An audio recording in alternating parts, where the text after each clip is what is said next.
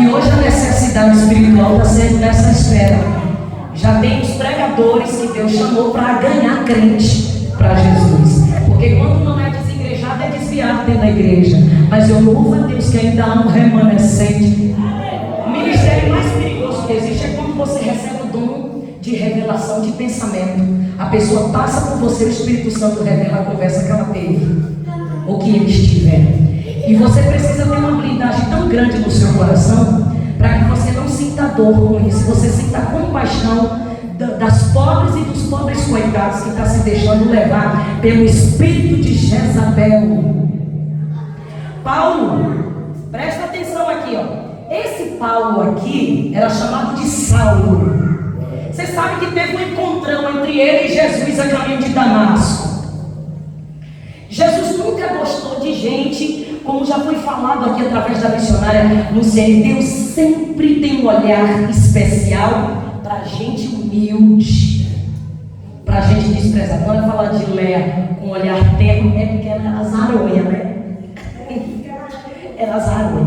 Então assim, Deus, Ele gosta, Ele dá um troco também, sabe? Às vezes a pessoa vai pisando, nem ligo, pode falar, eu sou assim, acabou. Aí Deus olha meneando com a cabeça e diz assim: ô bolo de barro, tu não aguenta nem uma enxurrada. Às vezes tem pessoas por aí que falam assim: eu acho essa pregadora assim, eu acho que sabe. Pega seu achismo, pode jogar fora, porque o pastor, eu acho, não vai para o céu. E se a pessoa apacenta a si mesma, ela não é ovelha, é bode, é cabrita rebelde. Jesus olhou para Saulo e disse: Saulo, Saulo. Todas as vezes que Jesus chama a atenção de uma pessoa mais de uma vez, é porque ele já está zangado com essa pessoa. Lembra de Marta? Marta, Marta. Eu sempre falo, nós dois estamos bem, Senhor. O pau pode estar quebrando, tem gente que quer me fuzilar, mas se eu estiver bem com o Senhor, para mim é o que importa.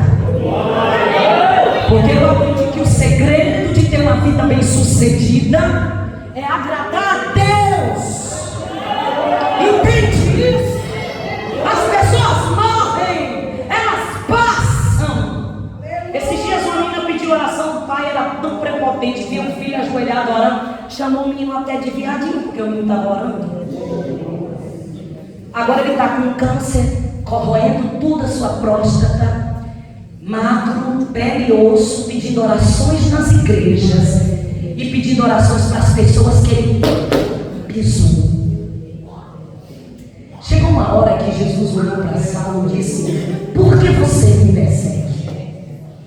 Às vezes as pessoas pensam que elas estão perseguindo a mim, ou pastor, ou a você. Elas estão pirraçando a Jesus, não é a pregadora, não é a missionária, não é o pastor, está pirraçando a Deus. Rebelde. Eu sempre falo: Jesus, não me leva para igrejas boazinhas. Eu não gosto de pregar em igrejas boazinhas. Eu gosto de pregar em igreja de gente pirracenta. Sabe por quê? Porque me dá mais coragem. Entende um negócio desse? Quanto mais tem briga, mais eu fico no tanque de guerra de Jeová. Mas isso aqui é um ministério que Deus me entregou. E tem gente que ainda está meio, sabe, tolinha, não entende isso e fica atirando para o alvo errado. Vai se dar mal. Porque é chamada de Deus. Ele diz: eu escolhi uns para mestre, outros para profeta, outros. Então cada um fica na vocação que foi chamado. E é necessário. Todos os ministérios são necessários. Olha a missionária Luciene aqui, de uma forma suave, palavra que penetra dentro da nossa alma e fica ali guardada. Quantas mulheres não ouviram aqui que o centro das suas atenções tem que ser o Senhor? Senão vai viver dando murro em ponta de vaca e julgando o jeito, porque está girando em volta do homem. E Deus está dizendo: olha para mim, porque eu quero honrar você.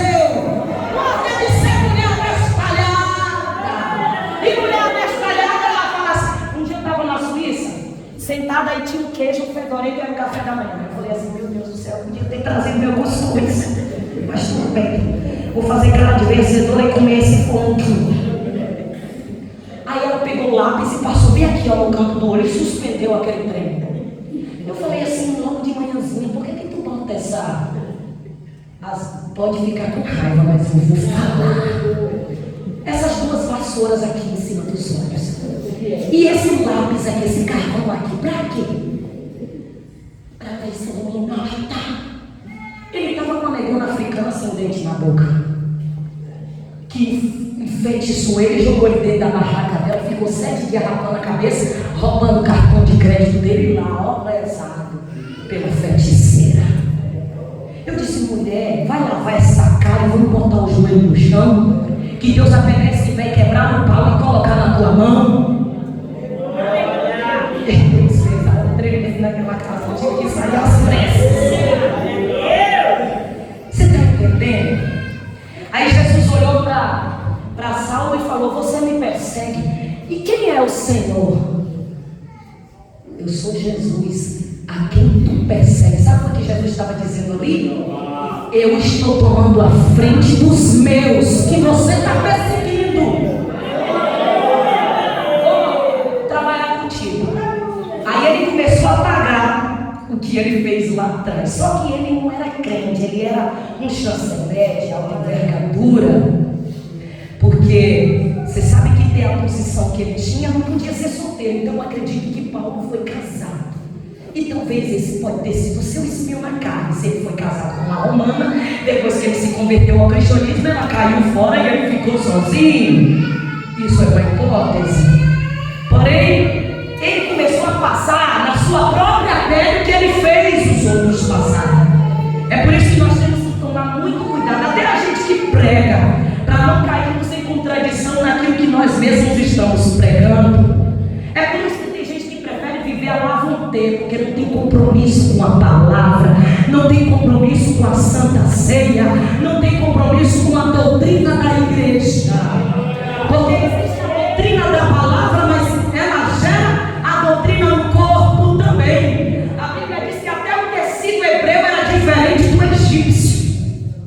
Tudo era diferente. Deus sempre brigou com o seu povo para que eles fossem separados da bagaceira dos pagãos, dos mundanos, dos idólatras.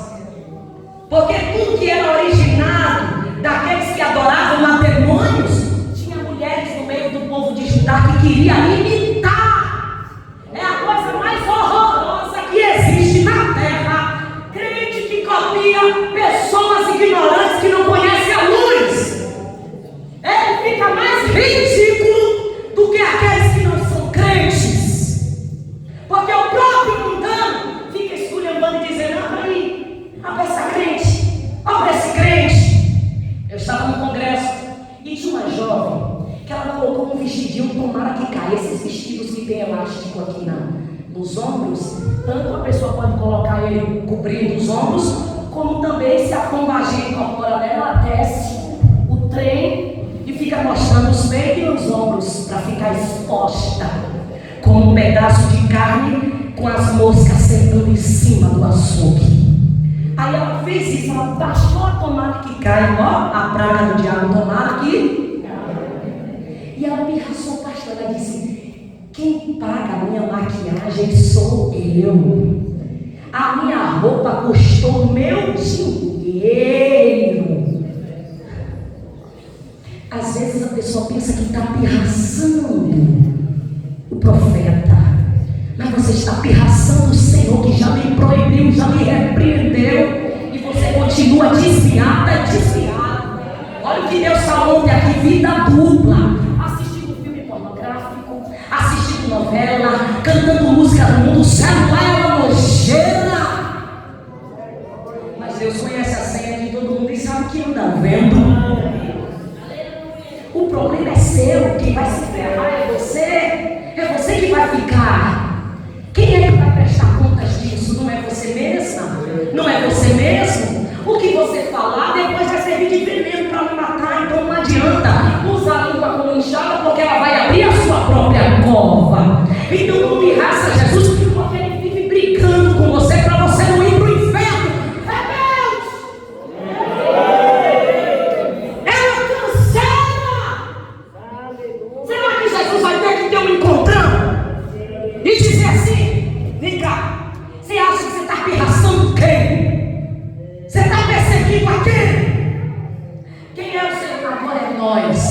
Eu sou Jesus, a quem tu persegues. Pá! Caiu do cavalo.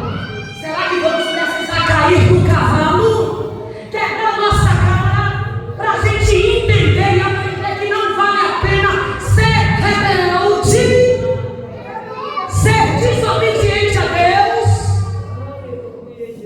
Não precisa ser vulgar para ser bonita. Não precisa ser como girou para ser uma pessoa apresentável. Vamos ser crentes de verdade. Esse mesmo que caiu do cavalo ficou cego, mas Deus sempre tem uma flecha na sua aljava. Ainda dá tempo de terminar? Deus sempre tem uma flecha na sua aljava. Tinha um profeta chamado Ananias, que estava lá na sua casa. Jesus chegou para eles, porque as coisas de Deus tudo se encaixa. Quem está aqui diz: eu estou. Ele chegou e disse assim: olha, vai na casa de Judas, porque na Bíblia existia 4 Judas e esse aí não era o traidor não, viu? Vai na casa de Judas, e onde Saulo está hospedado, ore por ele, porque para mim ele é um vaso escolhido. Mas Ananias primeiro disse: mas Senhor, como é que eu vou até o nome daquele? Ele é uma ameaça para nós. Aí Deus quebra protocolo. Deus não quebra princípio, mas protocolo ele quebra. Não tem valentão nem valentona para Jesus. Nós precisamos nos subordinar à vontade soberana do Senhor e não ficar achando que tem nada grande aqui. Grande é Deus, o Todo-Poderoso. Eu estava lá na Inglaterra, e aí nós estávamos passando para ir para a igreja, isso há uns 2 meses atrás. E tinha um bar de portugueses tocando música ao vivo no meio da rua. Aí eu fui passando mais as irmãs, indo para a igreja que era próxima a esse bar-restaurante.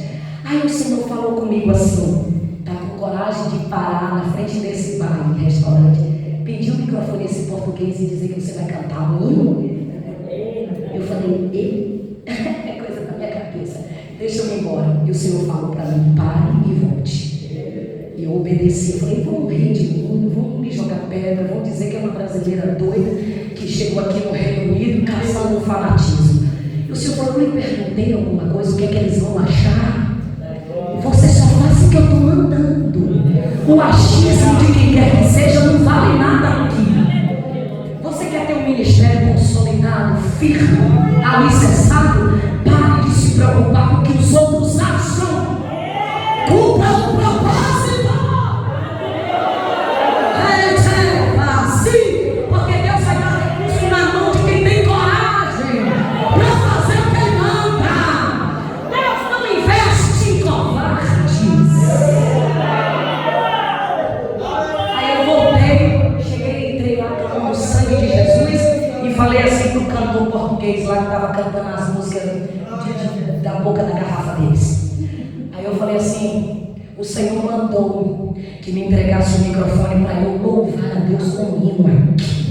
Ele parou assim. Ele falou: tem que falar com o rapaz lá dentro que é o dono do restaurante. Aí uma das missionárias entraram lá, pediu permissão a ele. Ele falou: uma música só? Tudo bem, pode cantar. Aí eu cantei louvor no meio da rua. Num bairro jamaicano. Começou a passar as pessoas e parando para ver. E o pessoal que estava bebendo parou. E teve gente que começou a chorar. E a palavra de Deus foi entrando no coração. E eu fiz uma oração. E citei as escrituras sagradas. E ainda, para quem não fala muito inglês, Jesus coming back. Jesus está voltando. Ele é o Senhor de toda a terra. Depois que me mandei correndo, se aparecesse um muçulmano lá para me jogar uma bomba. Mas eu digo para vocês, não é fácil, mas nós somos o povo mais abençoado. Nós representamos o Criador de toda a terra, de todo o universo. Nós precisamos nos respeitar à altura de quem nós representamos. Concorda? Aleluia!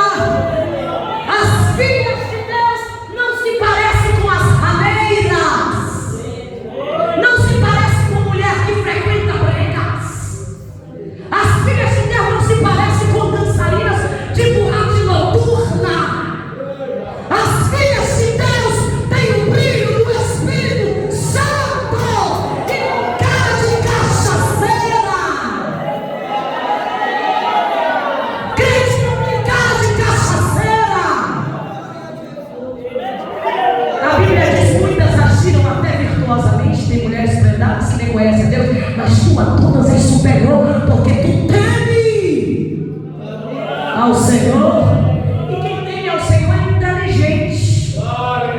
Quem tem ao Senhor não vive empolgada na burrice. Não é Maria, vai com as outras sem personalidade. Vai lá, Elias. Para de ficar perguntando coisa e questionando. Vá fazer o que eu mandei. É para mim um vaso escolhido. Chega lá a hora para eu amo. Na mesma hora Deus enche ele do Espírito Santo. Porque tem crente com 300 anos na igreja nunca recebeu a presença do Espírito Santo. Aí chega um homem que não era crente, ignorante, perseguidor de crente, até assassino. Na mesma hora que se converte, Jesus enche ele com o Espírito Santo por causa do quebrantamento de coração. Porque não botou banca com Jesus, não foi soberbo, não foi queixudo. E quando há coração quebrantado, o Espírito de Deus pousa sobre ele. Aleluia!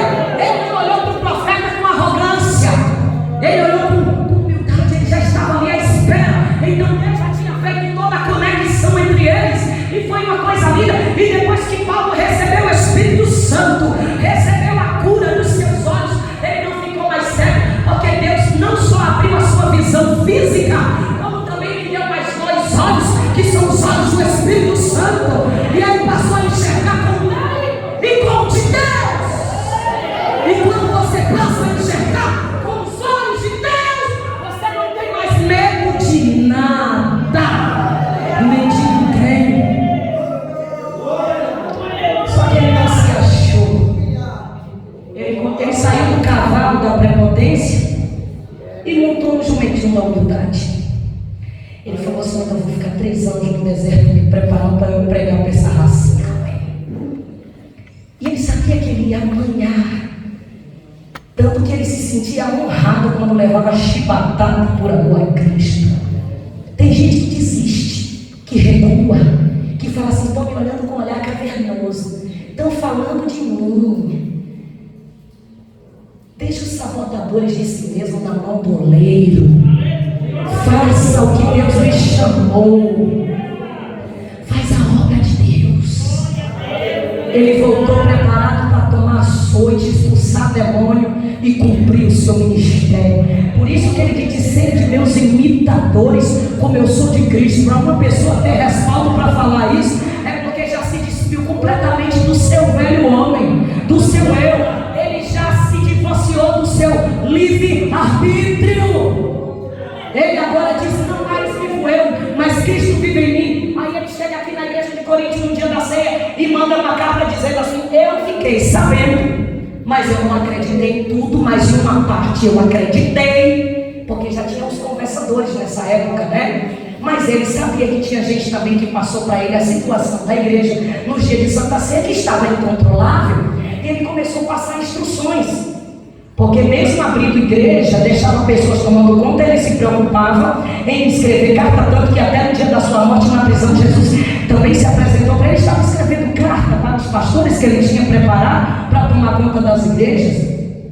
E ele disse: vocês estão se juntando, não é para melhora, mas é para piora. Ou seja, você agora não é crente?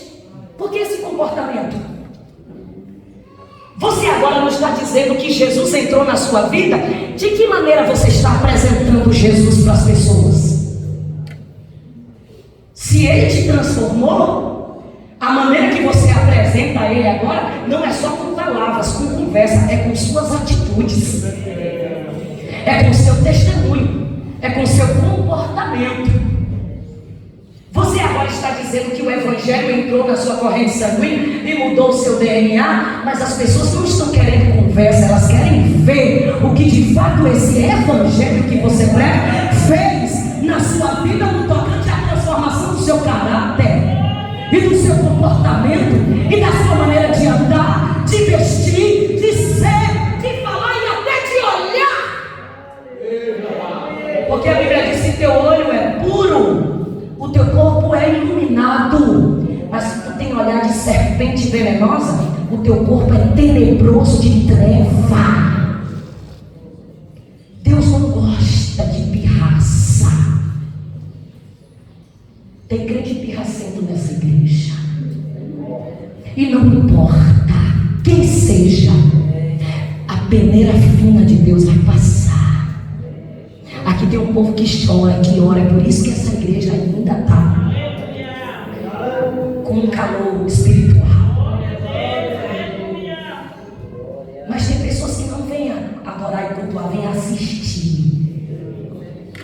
Vem tirar uma foto e mandar para alguém o que está acontecendo.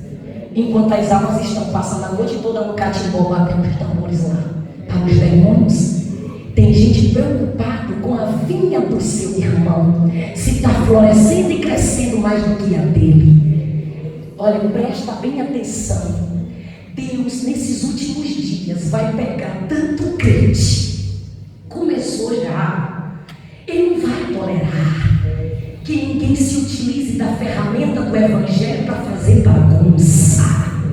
Ou você é ou você não é. Tome uma decisão do que você quer na sua vida, mas não fique esculhambando com a obra de Deus, não, que Ele vai matar. Ele vai matar.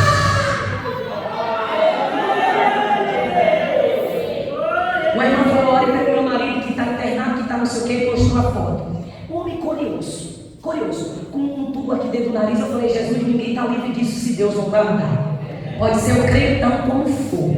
Se Deus não livrar, cai doente e morre. E nós estamos debaixo do sol, é sujeito ao que todo mundo é. Só que no caso dele, eu me lembrei do profeta Jeremias, quando chegou e disse assim: ah, Senhor, eu descendo por esse povo, que cativeiro vai quebrar tudo. E Deus disse: cala a boca. É a segunda vez que eu fico intercedendo, eu estou rejeitando. Pode aparecer Elias e Moisés aqui, eu não vou nem ouvir. Pode até jejuar por eles, eu não vou ouvir, porque eles não querem nada comigo. Eles querem com o próprio umbigo, eles gostam de profetinha de mentira, como essa indústria eclesiástica está fabricando hoje. Profetinha para todo tipinho de gente. E eles estão gostando, porque é o corporativismo. Eu não mexo na tua podridão, tu não mexe na minha, e nós vamos de mão dada caminhando para o paraíso da ilusão e da mentira, até ser queimado no fogo do inferno. Porque estão com comichão, é coceira nos ouvidos, se recusa a ouvir a verdade. Não aguenta, porque o câncer e a lepra do pecado já tomou conta de tudo, e por onde passa deixa os pedaços da sua decomposição. E isso está sendo visto como algo normal para muita gente. Sabe por quê? Porque quem sou eu para falar alguma coisa sobre isso, se eu também gosto de fazer isso? É muito difícil você fazer como Paulo olhou para dentro dele e disse: não mais vivo eu. O meu eu pode ir para o lixo, mas Cristo vive em mim. Uma coisa é sentir Cristo, outra coisa é viver Cristo. Uma coisa é ouvir falar, outra coisa é experiência pessoal, relacionamento.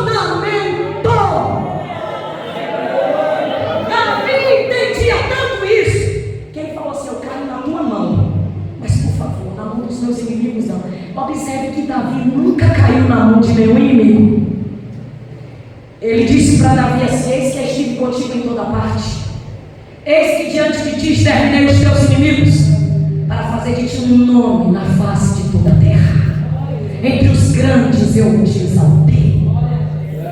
Só que o que Davi fez, Deus pegou ele depois.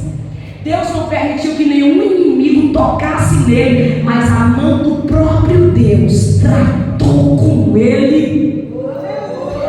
Às vezes a pessoa faz as coisas e fala assim: não vou fazer isso não, porque vão falar, vão isso, vão aquilo. E Deus, que está vendo tudo atrás das paredes, a visão dele de ressonância magnética, já detectou onde está a célula cancerígena. Ele sabe quantos aqui estão curados, ou quem tem um câncer não sabe, quem tem um caroço não sabe, e quem tem a lepra do pecado. É manhã de arrependimento. Não se junte para comer ceia, mas se lembre que é em memória dele. Esse homem falou para o povo: eu passei para vocês o que eu recebi do Senhor. E Jesus, na noite em que foi traído, eu paro aqui. Aí eu pergunto para você: o que você faria na noite em que fosse traído? A Bíblia diz que Jesus tomou o pão e disse: isso aqui é um comando de atitude. Ele sabia o que ele tinha que fazer. Na mesma noite que ele tomou na cara, na mesma noite que ele foi traído, ele tomou o pão, aquilo que estava determinado para eu fazer, eu vou fazer sendo traído ou não, apedrejado ou não, perseguido ou não, caluniado ou não, invejado ou não, eu vou fazer o que eu vim fazer. Isso aqui é um exemplo para nós. Passe pelo que passar, permanece focado naquilo que você foi chamado para fazer, naquilo que Deus colocou sob a responsabilidade que Ele te confiou. Não importa o que fizerem com você. Na noite em que foi traído, tomou pão. Tem gente que na noite que fosse traído, nem para a igreja vinha.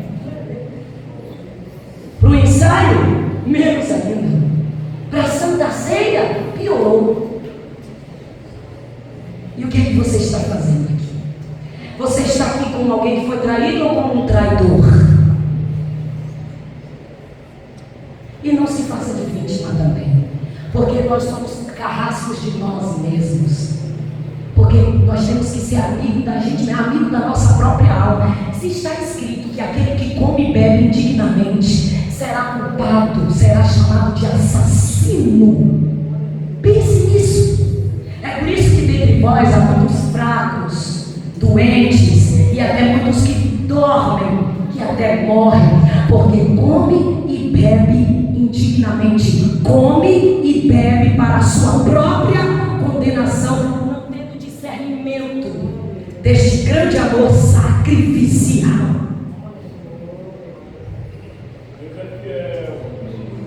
Não é só pedir perdão, é perdoar. E pode até não esquecer o que passou, mas quando lembrar não vai sentir dor. Aprenda a dar um ponto final em questões doentias. Aprenda a dar o assunto por encerrado.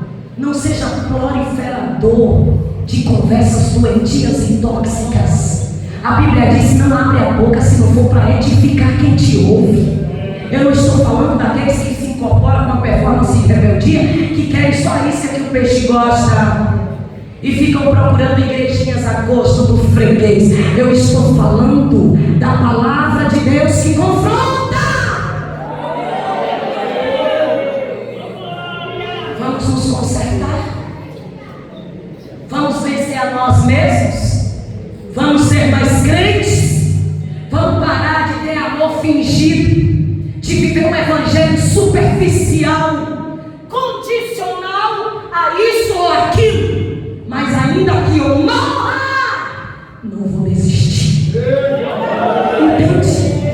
Vai até o fim. Não seja levado pela conversa de ninguém. E olha para dentro e diz como Paulo: reconhece o homem miserável que sou.